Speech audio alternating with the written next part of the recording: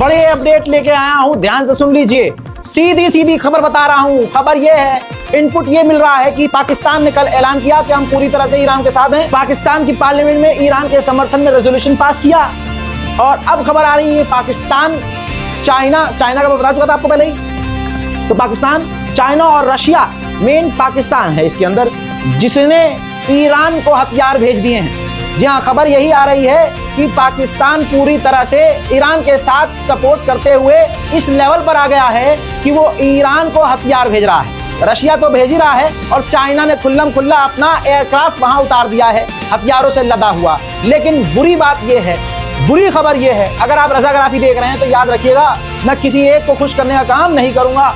मैं बात बताऊंगा असलियत में क्या हो रहा है और दोनों तरफ क्या हो रहा है। तो ईरान को पिछले 4 घंटे में बड़े नुकसान हुए हैं। ईरान के 14 आज फिर से हाई लेवल के वैज्ञानिक मारे गए हैं। कई टॉप के कमांडर कत्ल कर दिए गए हैं। 70% इजराइल जो अटैक कर रहा है वो तेल अवीव के अंदर से नहीं कर रहा है, इजराइल से नहीं कर रहा है, वो मूसाद ईरान के अंदर रहकर ईरान के इलाकों को उड़ा रहा है।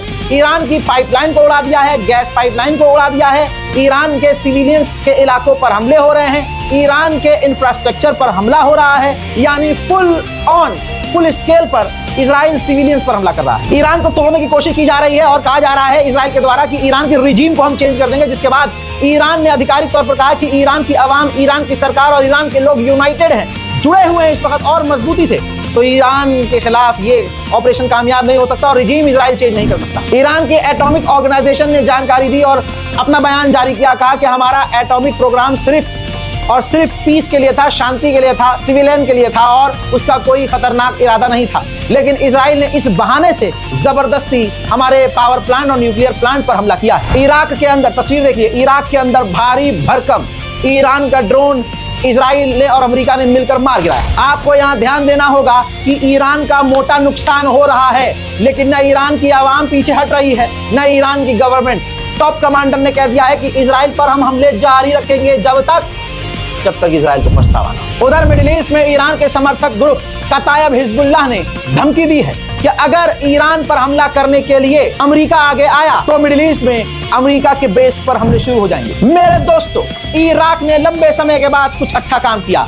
इराक ने, इजराइल ने जो हमला ईरान पर किया उसकी निंदा की है, विरोध किया है, खिलाफ बोला है इजराइल के। और इराक ने ईरान की रिक्वेस्ट पर अपने मुल्क में, तस्वीर देखिए, रूसी air defence system, Panjshir air defence system तैनात कर दिया है। उधर डोनाल्ड ट्रंप का ट्वीट आया है, अंधभक्तों के पिता को इसमें रेल दिया गया है।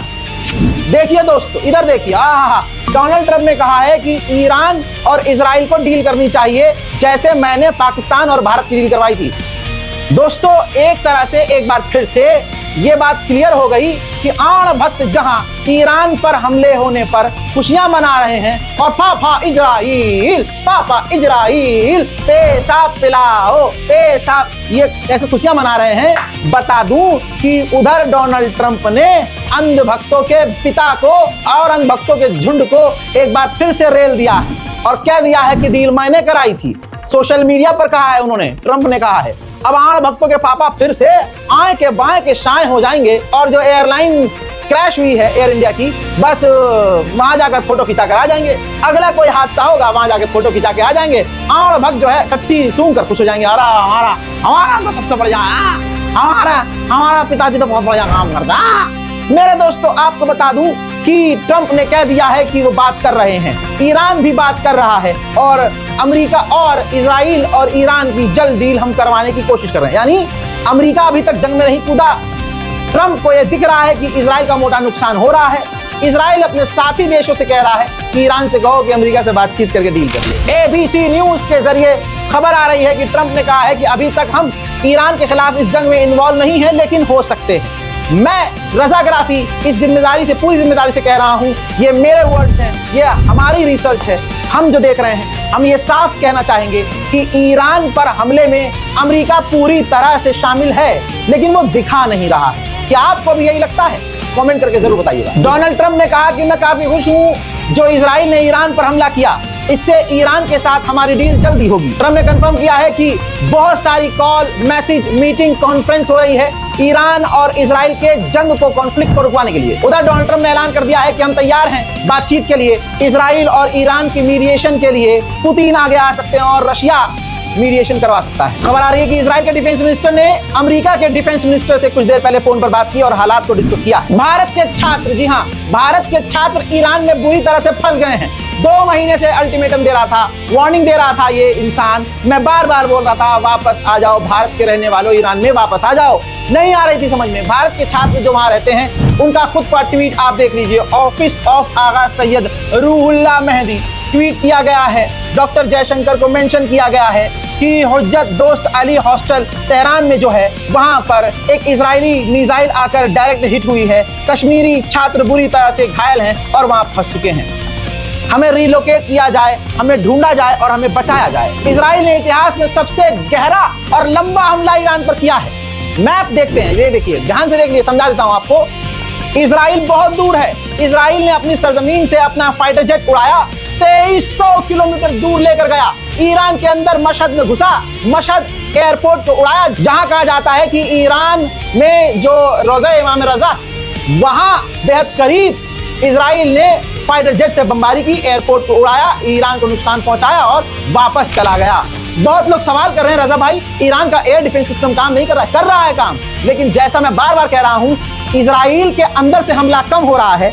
जो मूसाद पिछले 10 सालों से ईरान के अंदर छुपा हुआ था, वो मूसाद अब बाहर निकलकर ईरान की सरजमीन पर रहते हुए ईरान पर हमला कर रहा है। 70% हमला ईरान पर, इजराइल से नहीं, ईरान के अंदर से ही मूसाद ईरान पर कर रहा है। ईरान में, मशहद में, कुम में, तेहरान में जो तबाहियां मची हैं, उसके मनाजिर मैं आपको दिखा रहा हूं। लगातार मेरे पास तस्वीरें आ रही हैं, देखिए।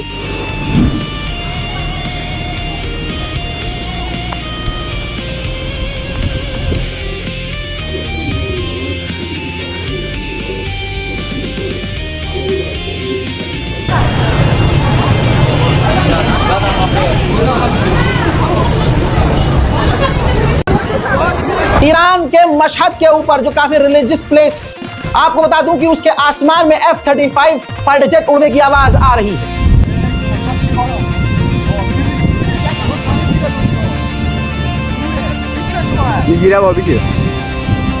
ऐसा नहीं है कि ईरान रुका हुआ है, खामोश है। मशहद के अंदर ही ईरान इजरायली हथियारों को हम लोग रोक रहा है।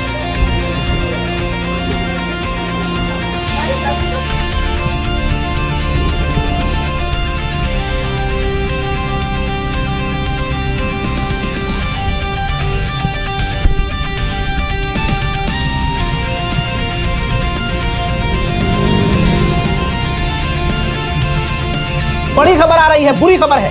ईरान के IRGC के कमांडर और इंटेलिजेंस हेड ईरान के एक मलबे में, जहां इजराइल ने हमला किया है, मलबे में बुरी तरह से फंस चुके हैं। यह भी कंफर्म नहीं है कि वो जिंदा है या मारे गए हैं, लेकिन अभी वो मलबे में है। अल्लाहु अकबर। ईरान का ऐतिहासिक नुकसान हो रहा है, लेकिन फिर भी ईरान डटा हुआ है। इजराइल के आतंकी हमले में आम लोगों में पूर्व खिलाड़ी ईरानी फुटबॉलर भी मारे गए हैं। उधर जो तुर्की के लोग ईरान में रह रहे थे, तस्वीर आपके सामने है, वो भी तेजी से अब बॉर्डर क्रॉस कर रहे हैं। भीड़ लगी हुई है। तुर्की के लोग अब ईरान से निकलकर तुर्की की तरफ अपने वापस मुल्क जा रहे हैं। कुछ तस्वीर देखिए। ईरान की राजधानी तेहरान के वाटर पाइपलाइन को फाड़ दिया है इजराइल ने, जिससे तेहरान में कोहराम मच गया है। उधर अमेरिका से इजराइल डिफेंस सिस्टम की भीख मांग रहा है, कह रहा है कि हमें डिफेंस सिस्टम दो। लेकिन डोनाल्ड ट्रंप सीज फायर करवाना चाह रहे हैं, डील करवाना चाह रहे हैं। लेकिन इस पर नेतन्याहू कह रहा है कि अभी हम डील नहीं करेंगे, क्योंकि हमारे अभी टारगेट पूरे नहीं हुए हैं, हमें अभी ईरान पर और बड़े हमले करने हैं। फिर दोस्तों, फिलहाल के इस रिपोर्ट में इतना ही। लौट रहा हूं थोड़ी देर में और बड़ी जानकारियों के साथ। तब तक के लिए जय हिंद, दुआ जरूर करते रहिए।